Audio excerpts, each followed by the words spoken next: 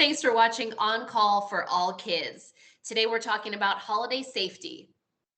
We'll be discussing the biggest hazards for families around the holidays, the most common injuries this time of year, and how you can protect your family. I am joined by Dr. Megan Martin. She is an emergency medicine physician at Johns Hopkins All Children's Hospital. So great having you here, Dr. Martin. Thank you for having me. This is awesome.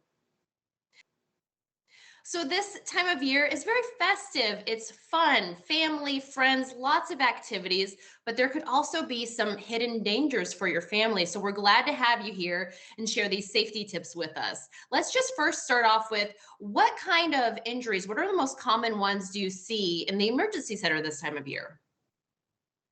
So kitchens tend to be gathering places for people, and so we tend to see more burns over the holidays than we do regularly. So things you can do to prevent that is make sure that if you're cooking on the stove, turn the handles away so that little can't reach up and grab it. Um, if you have any hot coffee or tea, make sure that you don't put it on a coffee table, and remind grandparents and people who may not be accustomed to having toddlers around to not put it there either, because when toddlers grab it, it can be messy and it can also cause burns. There's also things like holiday candles that are going to be around. So make sure that if you do have some candles lit, that you put them out before you go to sleep, and you make sure that you put them out before you leave the room. And make sure there's nothing flammable around 12 inches around them so that nothing else is able to catch on fire. We also have a very flammable thing a lot of us put in our house, our Christmas tree. So make sure that you keep your Christmas tree watered if it's a real one, so it doesn't dry out and become more flammable. And most importantly, make sure you check your smoke alarms this time of year. It's a good time to just make sure that everybody's safe at home. Are there other hazards with decorations? Christmas ornaments can be beautiful, but they are very attractive to children and to pets, especially the fragile ones, of course. So make sure you put anything that's breakable toward the top of the tree, away from little hands and little paws. The metal hooks on ornaments can also be problematic sometimes. So make sure if you do have small children, you can change out the metal hooks for small loops of string or even pipe cleaners to make them more safe. Some holiday plants are going to be toxic to animals and to kids, things like mistletoe or holly berries. Are there dangers with holiday toys? Yes, there's absolutely dangers to holiday toys. One of the most common concerning things that we see is actually very small. It's a button battery. We see button batteries in remote controls and also small little toys. When button batteries are ingested, they can cause a lot of damage, and so we have to be really careful with those. Other things like magnets are incorporated into toys and can just be kind of toys and gadgets themselves. If magnets are ingested, they can be problematic too. If you think your kiddo has swallowed a magnet, it's really important to get them checked out. Make sure that toys and games are age appropriate. A lot of the ages are so that kids aren't choking on toys or that they're playing with them appropriately.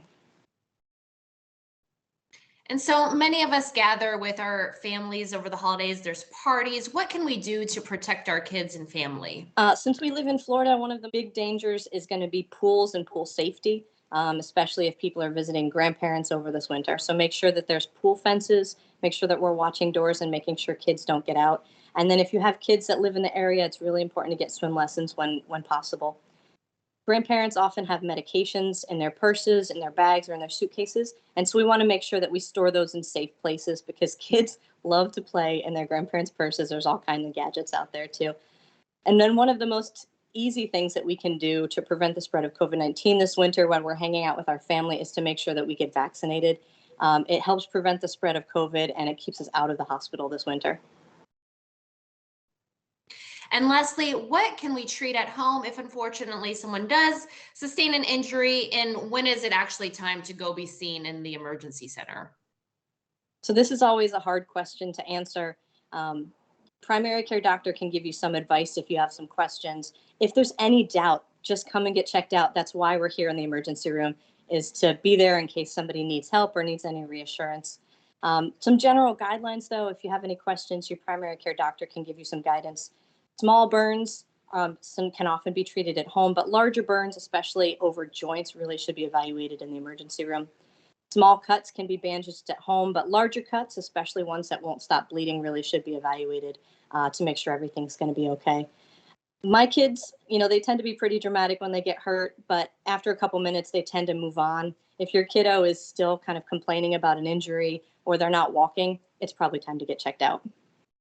Well, Dr. Martin, thank you so much for joining us and providing these safety tips for our families. We really appreciate you being here. Thank you for having me. I hope everyone has a wonderful holiday. And thank you all so much for watching. Don't forget, you can also visit our website. It's hopkinsallchildrens.org/newsroom. There you'll find a lot of great topics in pediatric healthcare and other great resources for your family. Happy holidays. We'll see you next week.